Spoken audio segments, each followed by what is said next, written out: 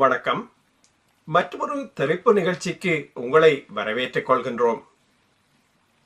பிற சமயங்களோடு ஒப்பிடும் பொழுது சைவ சமயத்திலே மக்களை நோக்கி சமய நிறுவனங்கள் செல்வது தொடர்பான சலசலப்புகள் தொடர்ச்சியாக இருந்து வந்திருக்கின்றன. மக்கள் ஆலயங்களையும் நிறுவனங்களையும் நோக்கி வர வேண்டும் என்னும் எதிர்பார்ப்பு காணப்படுகின்றதே அன்றி மக்களை நோக்கி சமய நிறுவனங்கள் செல்வதில்லை என்ற கருத்து பரவலாக காணப்படுகின்றது. இத்தகைய ஒரு சூழலிலே தர்மயாதீனம் அனைத்துலக பன்னிரு திருமுறை ஆராய்ச்சி நிறுவனம் சார்பில் அண்மையிலே திருமுறை வகுப்புகள் தமிழ்நாட்டிலே பரவலாக ஆரம்பிக்கப்பட்டது.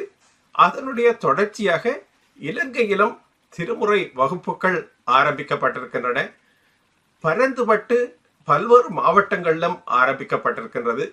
இது தொடர்பான மேலதிக விவரங்களை பெற்றுக்கொள்வதற்காக தர்மயாதீன அனைத்துலக பன்னிரு திருமுறை ஆராய்ச்சி நிறுவனத்தின் சார்பில் இலங்கை பொறுப்பாளராகவும் நியமிக்கப்பட்டிருக்கக்கூடிய முனைவர் சிவகௌரி கிரீஷ்குமார் அவர்களையே இன்றைய திரைப்பு நிகழ்ச்சிக்கு அழைத்து வந்திருக்கின்றோம். அவர்கள் இலங்கையில் இருக்கக்கூடிய இந்து சமய கலாச்சார அலுவல்கள் திணைக்களத்தின் பன்னிசை ஆசிரியராகவும் இணைய வழியாக தொடர்ந்து செயற்பட்டு கொண்டிருப்பவர்.